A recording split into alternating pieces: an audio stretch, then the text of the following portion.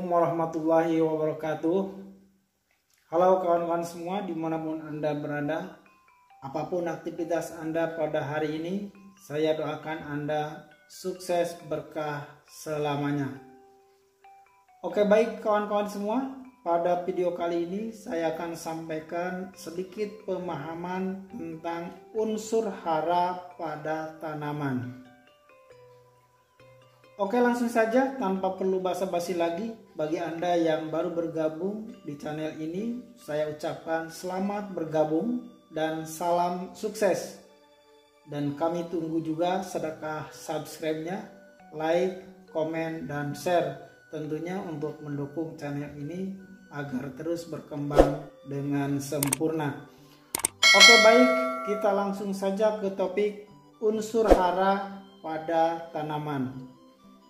Kawan-kawan semua, layaknya manusia dan atau hewan, tanaman juga membutuhkan makanan supaya dapat bertahan hidup dan berkembang biak. Tanaman adalah organisme autotrof yang bisa memasak makanan sendiri dengan cara berfotosintesis. Agar bisa menghasilkan makanan, nah tentunya tanaman memerlukan bahan-bahan untuk dimasak, kawan-kawan semua.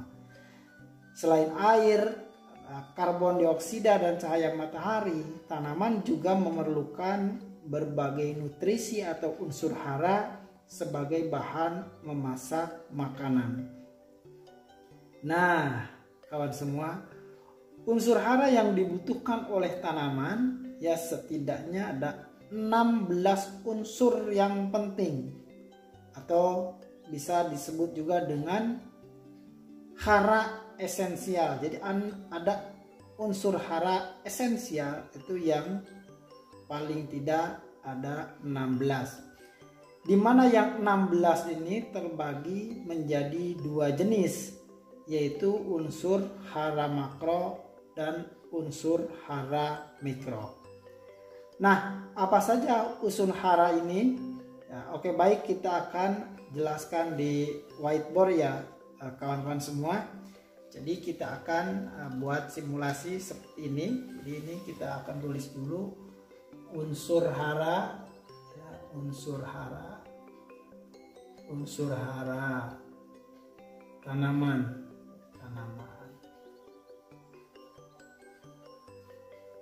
Nah, unsur hara tanaman, ya, tanaman untuk tumbuh dan berkembang setidaknya membutuhkan unsur hara yang esensial yang ini 16. Tadi ini 16 ini. Kemudian 16 unsur hara ini yang penting ini terbagi ke dalam dua bagian, yaitu yang pertama satu adalah unsur hara makro. Nah, ini yang pertama unsur hara makro. Kemudian yang kedua unsur hara mikro. Hara mikro. Nah, kawan-kawan semua, jadi tanaman akan tumbuh dan berkembang dengan optimal apabila ke-16 unsur hara ini terpenuhi, yaitu terbagi dalam kelompok hara makro dan kelompok hara mikro. Nah, sekarang kita akan bahas hara makro itu apa saja. Nah, hara makro itu apa saja? Sekarang kita akan lihat. Yang terkelompok menjadi hara makro terbagi menjadi dua juga, yaitu yang pertama hara makro primer, yang kedua adalah hara makro sekunder. Nah, kawan-kawan semua, hara makro ini adalah unsur hara yang dominan dibutuhkan oleh tanaman. Jadi dibutuhkan oleh tanaman dalam jumlah yang banyak. Itu makro. Ya, primer ini yang paling banyak, kemudian sekunder yang dibutuhkan dalam jumlah sedang, kemudian sementara mikro adalah dibutuhkan dengan jumlah yang sedikit.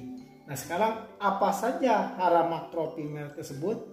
Hara makro primer contohnya kita akan tulis ya satu persatu. Yang pertama adalah spidolnya nih. Satu adalah karbon ya, karbon atau C ya. Karbon, kemudian lanjut untuk anunya atau H ya, hidrogen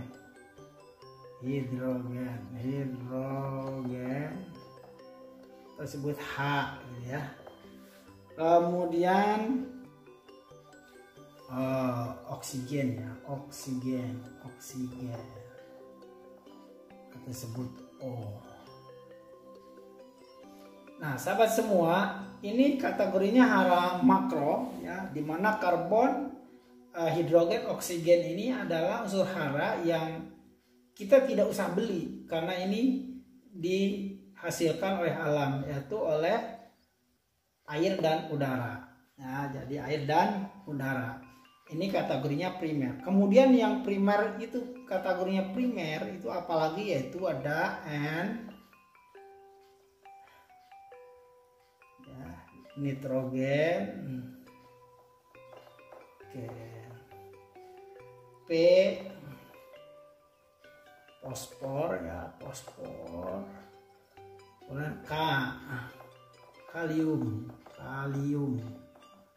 Nah, kawan-kawan semua, ini yang disebut hara makro primer, dimana kebutuhan hara makro yang ini adalah dibutuhkan dalam jumlah yang cukup banyak. Kemudian hara makro ini ada yang kelompoknya sekunder.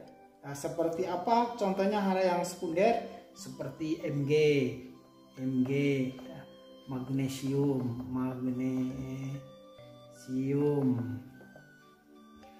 Kemudian yang sekunder lagi ada kalsium ya, ada kalsium Ca ya, kalsium.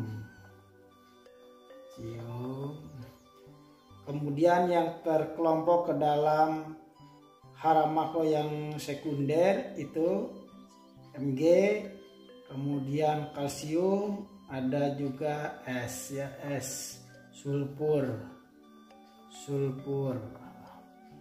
Nah, ini sekunder ini dibutuhkan oleh tanaman dalam jumlah yang sedang. Jadi ini yang lebih banyak, ini yang sedang.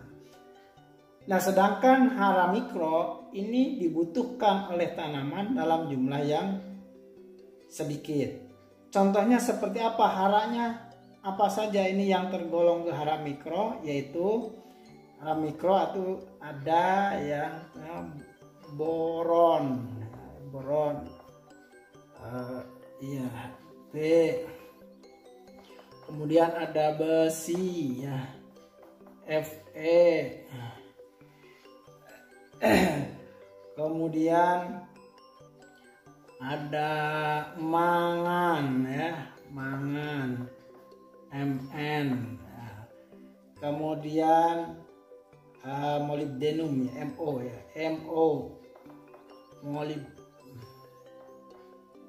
molybdenum.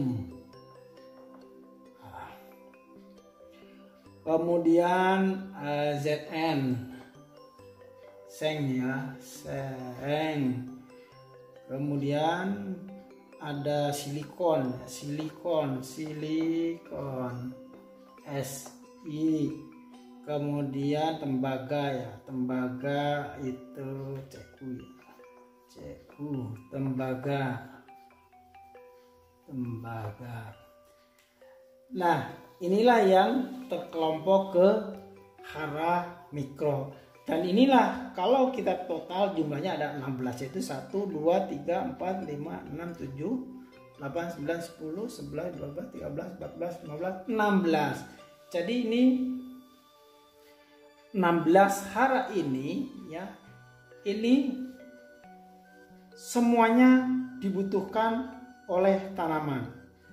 Tetapi tadi ya kita sebutkan bahwa hara mikro ini dibutuhkan oleh tanaman yang jumlah yang sedikit, meski dalam jumlah yang sedikit, hara mikro ini memiliki peran penting dalam menunjang proses pertumbuhan tanaman. Nah, jadi walaupun sedikit sekali lagi, tapi ini penting, gitu perannya atau fungsinya. Nah, kemudian hara tersebut ini yang begitu banyak ini diserap dari mana gitu oleh tanaman? Itu jawabannya adalah diserap oleh akar. Ya, akar di bawah tanaman ada akar, diserap akar. Jadi unsur yang ini yang CHO diperoleh tanaman dari air dan karbon dioksida dari udara. Sedangkan unsur hara-hara seperti makro, NPK ya ini, MGCAS dan mikro ini diperoleh dari hasil pelapukan atau dekomposisi ya, batuan mineral yang ada di dalam tanah. Ini akar misalnya di tanah. Jadi akar tanaman itu kuat sekali loh kawan-kawan semua. Ya. Akar tanaman itu mampu melapukan batuan keras dalam tanah. Gitu. Maka jangan heran apabila kawan-kawan semua menjumpai atau melihat ada misalnya tembok ya atau jalan yang aspal itu yang pecah-pecah atau retak-retak karena akar. Jadi ada tanaman. Nah, disitulah peran akar atau fungsi akar itu sangat kuat sekali. Nah, begitu. Masing-masing unsur hara ini semuanya memiliki fungsi yang berbeda-beda dan saling berkaitan satu sama lain. Ya. Oleh karena itu, jika kita menginginkan tanaman kita misalnya tumbuh dengan optimal, maka pemenuhan unsur hara yang banyak ini penting dilakukan. Nah, sebetulnya di dalam tanah sendiri ya, di bawah ini sebetulnya sudah ada unsur hara itu secara alami sudah ada ya, unsur hara itu baik itu makro dan mikro. Akan tetapi seiring dengan perjalanannya waktu, semakin lama ditanami, akhirnya semakin lama diserap oleh tanaman, sehingga semakin lama kan hara atau persediaannya itu semakin berkurang karena terserap oleh tanaman. Maka oleh karena itu disitulah peran pentingnya yang namanya pemupukan terhadap tanah. Tujuannya adalah untuk mensuplai atau menjaga ya, agar supaya unsur hara ini tetap terpenuhi di dalam tanah, begitu kawan-kawan semua. Jadi sekali lagi pemupukan itu pentingnya adalah untuk mensuplai unsur hara yang memang tergerus terus ya dari tahun ke tahun oleh tanaman. Nah, begitu uraian singkatnya ya sahabat semua. Itulah ya mungkin uraian singkat tentang unsur hara pada tanaman. Ya, lanjut dalam video berikutnya ya, kita akan sampaikan fungsi-fungsi unsur hara ini ya yang sesuai fungsi. Insya Allah kita akan bahas di video lanjutnya. Sekian ya informasi dari saya kawan-kawan semua. Semoga video ini bermanfaat dan memberikan wawasan bagi Anda semua dan kita semua. Assalamualaikum warahmatullahi wabarakatuh.